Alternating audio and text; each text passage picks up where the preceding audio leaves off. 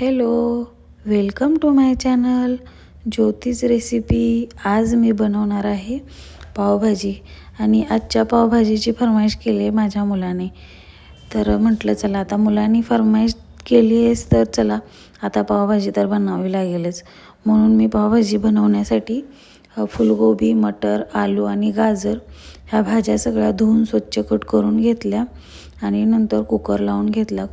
आणि पावभाजी बनवण्यासाठी मी 2 मीडियम साईजचे कांदे घेतलेले आहेत बारीक कट करून आणि टोमॅटो 3 ते 4 मीडियम साईजचे बारीक कट करून घेतलेले आहेत.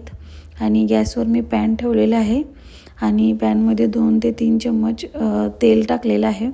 आणि तेल टाकल्यानंतर मग मी बटर टाकलं. जर आपण बटर पहिल्यांदा टाकलं तर बटर आपलं जळतं, म्हणून मी थोडंसं आधी तेल टाकलं. त्याच्यामध्ये मग मी कांदा घालून घेतला आणि थोडंसं मीठ टाकलं म्हणजे कांदा पटकन असा भाजला जाईल. हे बघा कांदा छान असा मी परतून घेते. तोपर्यंत कुकरची पण सगळी वाफ गेलेली होती आणि भाज्या पण छान अशा मऊ एकदम शिजलेल्या आहेत. हे बघा कांदा पण छान असा भाजून तयार झालेला आहे. त्याच्यामध्ये मी बारीक चिरलेली शिमला मिर्च आणि टोमॅटो घालून घेते. हे बघा छान असं हे मी परतून घेते आणि बघते तर काय पावभाजीचा मॅशर पण तुटलेलाच. म्हणून म्हटलं चला आता मग ग्लासनेच काम चालू करू.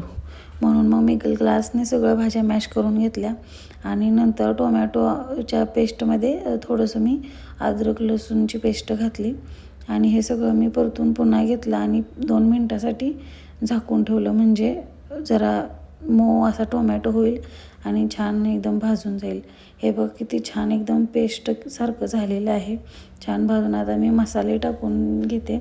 मसाल्यामध्ये मी धनेपूड 3 चम्मच घातलेले आहे छोटे आणि मिरची पावडर 3 चम्मच घातलेले आहे. 2 चम्मच पावभाजी मसाला घातलेला आहे. हे बघा पावभाजी मसाला घातल्यानंतर हे सगळं ना मिश्रण मिक्स करून छान असं भाजून घेतलं मी. आणि ज्या भाज्या मॅश केल्या होत्या त्याच्यामध्ये ना मी 2 ग्लास पाणी गरम करून घातलेलं आहे आणि सगळं एकजीव करून मी पावभाजीच्या मिश्रणमध्ये ते ओतलं. आणि आता हे सगळं मिश्रण मी मिक्स करते चमच्याच्या साहाय्याने आणि चवीनुसार मीठ घालते. हे बघा भाजीचा कलर पण किती छान आलेला आहे. 2 मिनटं मी भाजी झाकून ठेवते. छान अशी भाजी 2 ते 3 मिनटं शिजू द्या. शिजल्यानंतर बघा छान अशी भाजीला कलर आलेला आहे. आता मी त्याच्यामध्ये अर्ध लिंबू घालत आहे. लिंबू घालून झाल्यानंतर आमचे हे पावभाजी मॅशर घेऊन आलेत.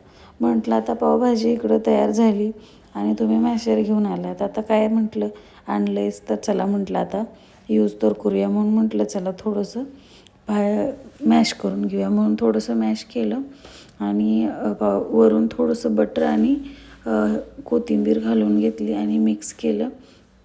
पावभाजी खूपच छान झालेली. मी तर हे बघा घेतलं जेवायला, पाव भाजून घेतले. आणि कशी वाटली आपली रेसिपी आणि व्हिडिओ कसा वाटला. पुन्हा भेटू पुढच्या व्हिडिओमध्ये. Bye bye.